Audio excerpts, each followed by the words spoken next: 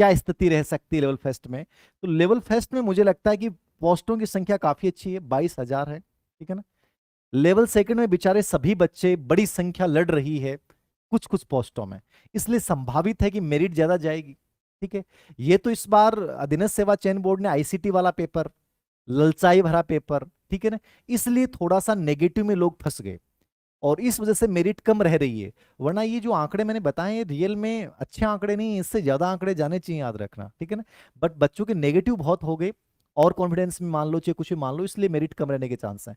Level first की यदि अपन बात करते हैं, याद रखना, आप टीएसपी में और कम मान के चलिए, टीएसपी में और कम मान के चल सकते हैं आप, ठीक है ना।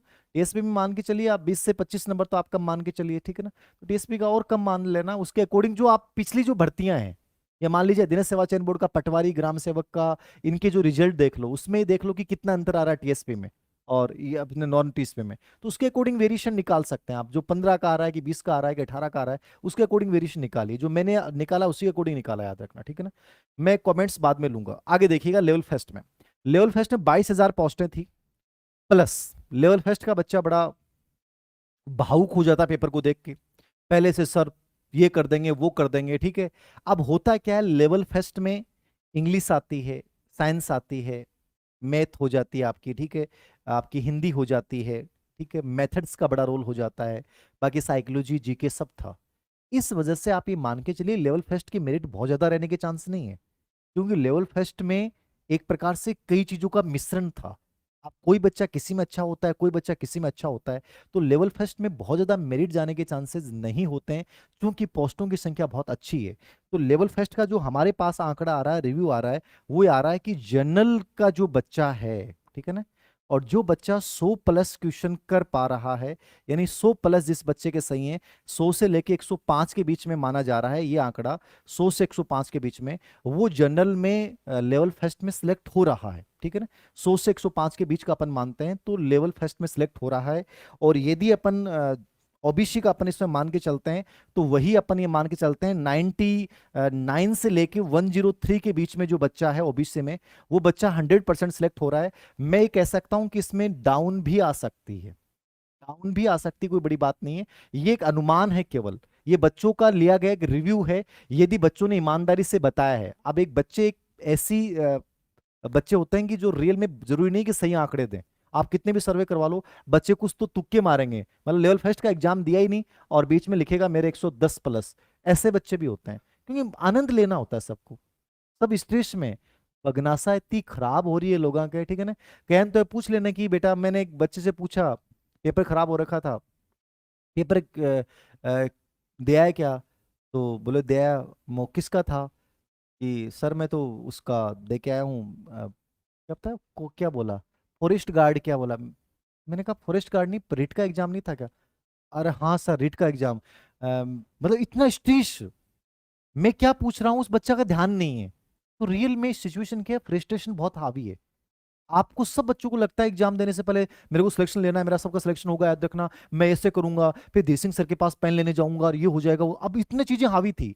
अब पेपर आ गया अजीब सा, ठीक है, अजीब मतलब क्या बताएं। अब जैसे गणित विज्ञान पेपर एक मीठा जहर मान सकते हैं, जो ललचा रहा था, बहुत हार्ड भी नहीं, इजी भी नहीं, संतुलित सा पेपर, ठीक है। एसएसटी का भी ठीक था।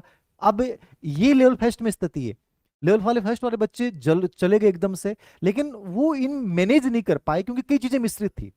अब सिचुएशन क्या रहा है, दिमाग इतना खराब है, घर वो जाएंगे तो कोई पूछेगा क्या पूछेगा, तो कुछ भी निकल रहा है मुझसे, किसी को फॉरेस्ट गार्ड दिख रहा है, आधे और कोई हो रहे हैं, ठीक है ना, आधे खंभों से भिड़ते जा रहे हैं, अजीब सी स्थिति हो रही है, याद रखना। तो इस समय बच्चों को सबसे अधिक संबल की जरूरत है। मैं तो कहता हूँ इस समय बच्चों के साथ बड़ा अच्छा व्यवहार करो, ठीक है ना।